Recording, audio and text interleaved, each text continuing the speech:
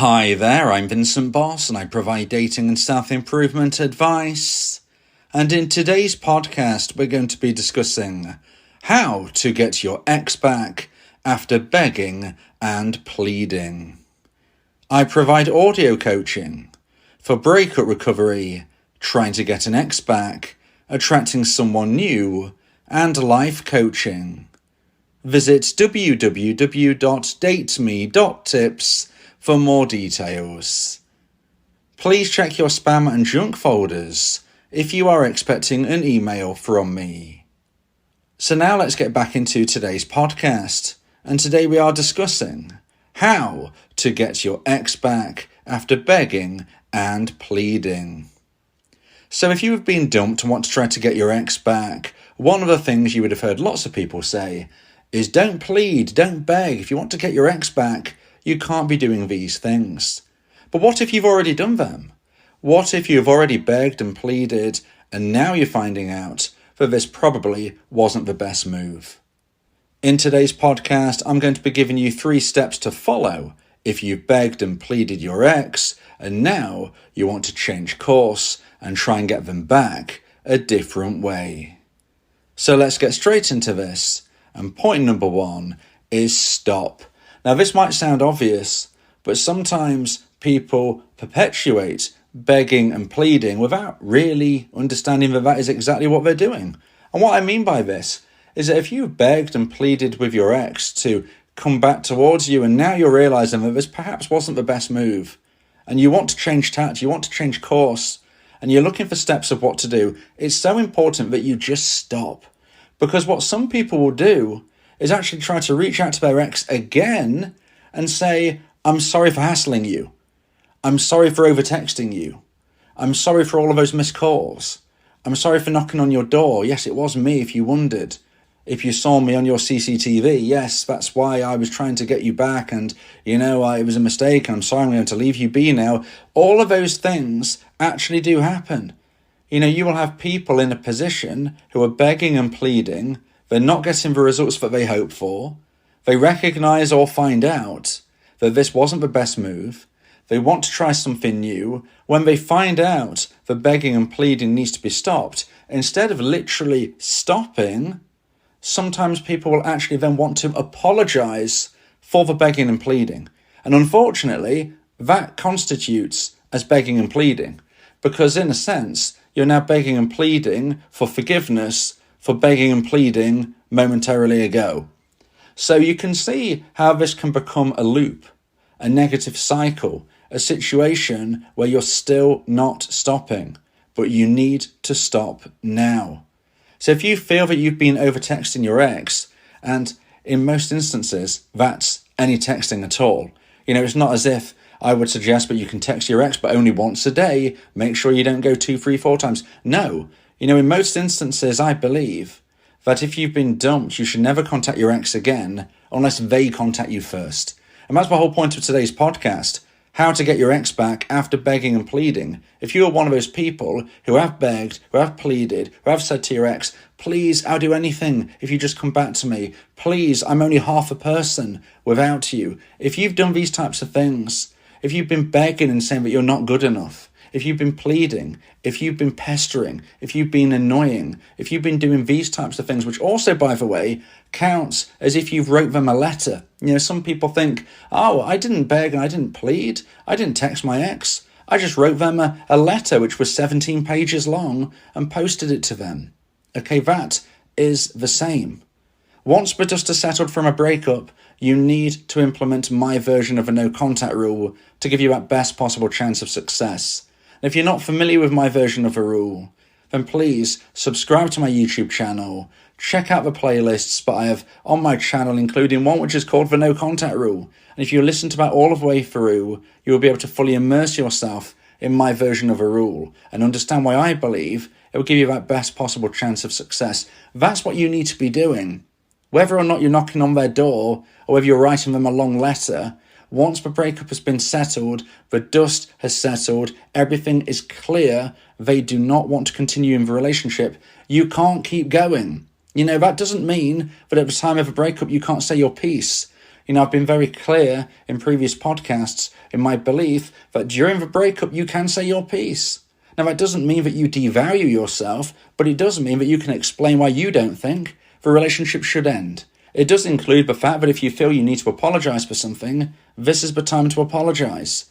But you shouldn't be going on and on and on and on and on after your now ex, unfortunately, has heard what you've had to say and say, look, I'm sorry, I still want to end this. At that point, that's when I suggest you implement my version of a no contact rule. So when we look at this overall, and you might be in a position where you have kept going, whether it is writing a letter, sending a text, making a phone call, whatever it may be, if you've begged, if you've pleaded, if you've hassled, you need to just stop. And that also includes making sure that you don't think, okay, I will stop, but I just need to apologise one more time for the begging and the pleading. No, you don't. You don't need to beg, you don't need to plead, you don't need to do anything else anymore. Please just stop now. So now let's get into point number 2 and the second point of today's podcast. Please like this video if you're watching on YouTube and subscribe to the channel. And point number 2 is repaint the picture. And when I say repaint the picture, what in essence I'm describing here is you need to be reevaluating who you are as a person, what your ex thinks of you, and try to make positive changes in that regard. Now, I would suggest that the best course of action from this point is to make unexpected but positive changes. So this doesn't mean unexpected crazy changes, some of which could be seen as negative. No, not at all. Okay, if you can't make any changes unless they're negative, you shouldn't be making any changes at all. You can only make changes if they are positive, but if you can, and of course you can, everybody can make positive change, make sure that they're unexpected. You shouldn't be making changes which your ex expects you to make and nothing more. Now, obviously, you want to be making positive changes across the board, and some of them might be changes that your ex does somewhat think you should be doing. Maybe they told you to make these changes and you never did. I'm not saying you can't make those changes. If your ex told you you've got to stop gambling, for instance, you need to stop gambling. If that's something that you believe is affecting your life negatively and you think it's going to help you, which the likelihood is it would, you need to stop that. Now, of course, that's just one example of a million trillion examples there could be. So it's not about avoiding the changes that your ex wants you to do, but it's about doing those, but also making unexpected changes as long as they're positive. And the reason I say this is because your ex-dumper believes that they know you inside and out. They believe they know your next move. They believe they know what you're doing tomorrow. They believe they know what you're doing next month. They believe that they know you completely, and unfortunately, you are not the type of person right now that they want to be in a long-lasting, loving relationship with. It doesn't mean that they didn't want to in the past, but sadly right now they don't want to. And if you want to try to get your ex back, you need that to change. You need that perception, that concept, and that thought process that your ex has towards you. You need that to have evolved to being somewhat surprised in a happy, positive way. So this isn't something that you can necessarily just think of right now, but you can certainly start. It's going to take time. Maybe you want to ask your friends and family for some suggestions. Maybe you want to speak with myself. Whatever you want to do from here, you need to start the ball rolling. You need to start the process. You need to understand that if you're going to get your ex back, you can't be the same person that they dumped. So like I said, you might want to be making changes that perhaps your ex suggested you did, as long as you think that this could certainly be of benefit to you and the wider life that you want to live, not just about your ex. It can't just be about them, but if they've suggested it and you think they're right, yes, make those changes, but also make unexpected changes. Go down new paths. Go down different ways of your life, which you can do in a positive, improved way, which makes you seem more interesting, more exciting, more intelligent perhaps, more creative, fitter, healthier. Every single angle is fine as long as you find an angle or more. It's not just about doing one thing. If you can find multiple ways to change, improve and grow, then you can certainly get to that version 2.0 that I speak about. Your ex is not going to get back with you if you remain version 1. They dumped version 1. And perhaps right now you've actually shrank back to version 0.5. If you're version 0.5 right now, then you've got to get back to version 1 and then push forward. You know what I'm saying here? You need to repaint the picture. Your ex has a picture of you in their mind. And when they think of you, they have an image.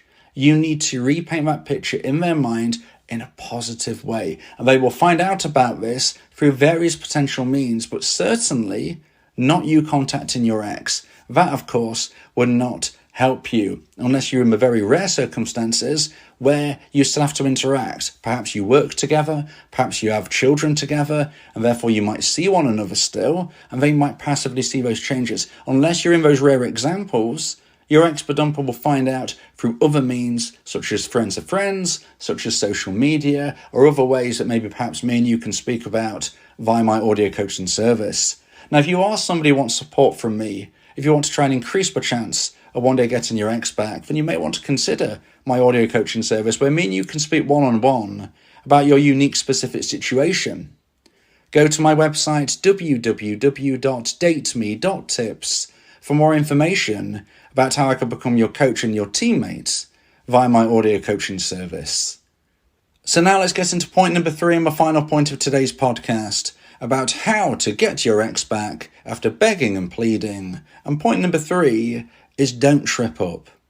So point number 3 is so important because sometimes you can be moving through these points and the other ideas and concepts that I've spoke about in other podcasts, and you might be doing brilliant. You might be doing really well. You might be thinking, well, this is easier than I thought. I'm going to achieve my goal. But then when you least expect it, you make an error. You trip up. And it's so important that you don't trip up. And I'm going to give you some examples of what I mean by this. And often it actually comes when you're on the home straight. When you actually think, I'm about to get my ex back, and then unfortunately, you make that mistake. So let's just say, for instance, your ex-bedumper texts you. They send you a text which is unnecessary, and therefore it's a really good sign because they didn't have to message you, but they have. At this point, lots of dumpees get very, very excited. And of course you should. It's a time to celebrate in your mind reaching the milestone of moving from the no contact stage to the communication stage. Well done. But you haven't yet got your ex back. And one of the examples I'm going to give right now of how you might trip up is if your ex-bedumper texts you and you respond back to them within 30 seconds. That can be a huge, huge mistake. Firstly, whether it's consciously or subconsciously, your ex-bedumper is going to think, whoa, my dumpee's keen. We haven't spoken 6 months and they've replied to me, it feels like seconds after I sent the message. Okay, maybe they're always going to be there for me, even though I haven't heard from them in a while. Maybe they are just going to be there for me. So, I don't really have to worry about kind of getting back with them anytime soon. I can just leave them as a backup option. Now, that is an extreme example, but sometimes it can happen. So you need to make sure that your ex-bedumper doesn't feel that they've got you whenever they want you.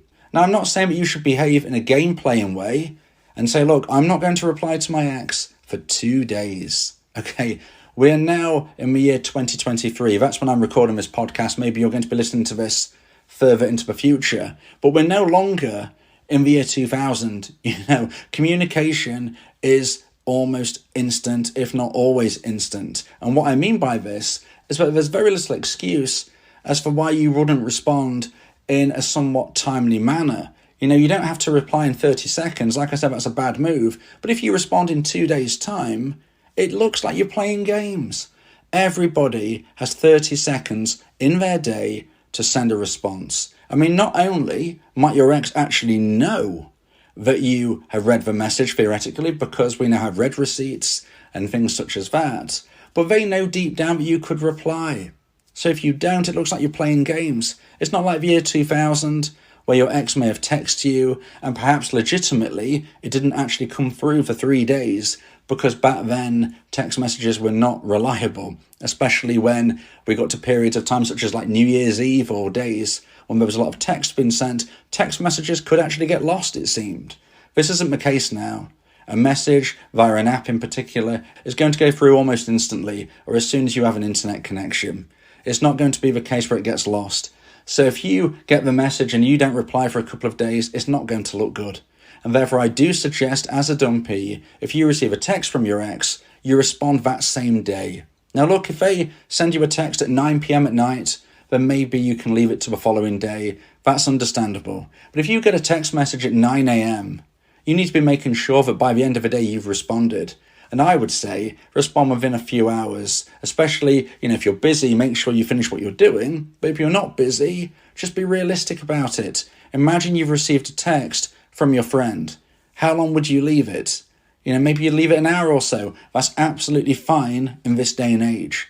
You don't have to leave it a ridiculous amount of time to try and gain the control of the connection and hold the frame. That's not going to work nowadays. It's going to show you as a game player, and they're going to know once again that they've got you where they want you. So don't reply after 10 seconds and don't reply days later. Make sure it's the same day, a few hours later, an hour or so maybe, even it could be as little as that. That is absolutely fine.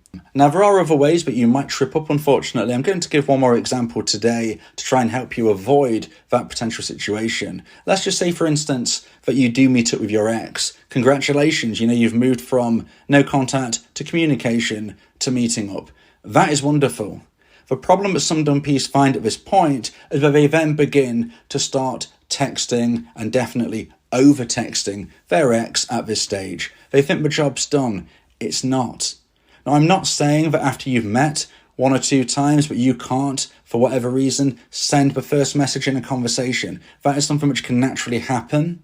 But if you've just arranged to meet for the first time, you shouldn't be texting your ex first, in my opinion. Arrange the time, day, location, and then at that point, you don't text them unless they text you first. You go and you meet. You've made the date, you've made the plan during that actual conversation you're having, and then at that point, you don't speak unless they speak to you until you see them on the meet. If you believe that this podcast has helped you, then please consider buying me a coffee. The link to do so is in the description.